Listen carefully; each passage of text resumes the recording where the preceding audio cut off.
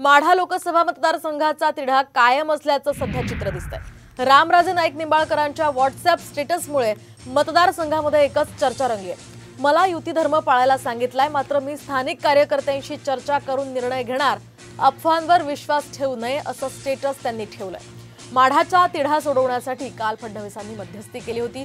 त्यांच्या शिष्टाईला यश आल्याचा दावा सुद्धा करण्यात आला होता। मात्र आता रामराजेंच्या या स्टेटसमुळे पुन्हा एकदा माढ्याचा अंतर्गत वाद चव्हाट्यावर येण्याचं चित्र दिसतंय। आपण पाहतोय सध्याची ही महत्त्वाची अपडेट। माढा लोकसभा मतदारसंघाचा तिढा हा अजूनही कायमच आहे। तर हा तिढा सुटल्याचं काल बोललं जात होतं। देवेंद्र फडणवीस यांची शिष्टाई फळाला आली असं सुद्धा बोललं जात होतं। मात्र हा तिढा अद्यापही कायम असल्याचं दिसतंय, कारण रामराजे निंबाळकर यांनी हे स्टेटस ठेवल्यामुळे चर्चांना उधाण आलेलं आहे। तर मला युती धर्म पाळायला सांगितलंय, मात्र मी स्थानिक कार्यकर्त्यांशी चर्चा करून निर्णय घेईल असं स्टेटस त्यांनी ठेवलेलं आहे।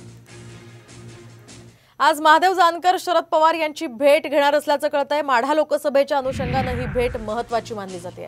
तर सकाळी 11 वाजता पुण्यामध्ये या दोन्ही नेत्यांमध्ये चर्चा होणार आहे। तर भेटीनंतर जानकर माढ्यामध्ये लोकसभेचे उमेदवार असणार का हे पाहणं आता अतिशय महत्त्वाचं ठरणार आहे। एकीकडे महायुतीच्या उमेदवारांवरून माढा मतदारसंघामध्ये वाद सुरू आहे, तर इकडे महाविकास आघाडीकडून जानकरांना पाठिंबा मिळतो का ते पाहणं अतिशय महत्त्वाचं असणार आहे।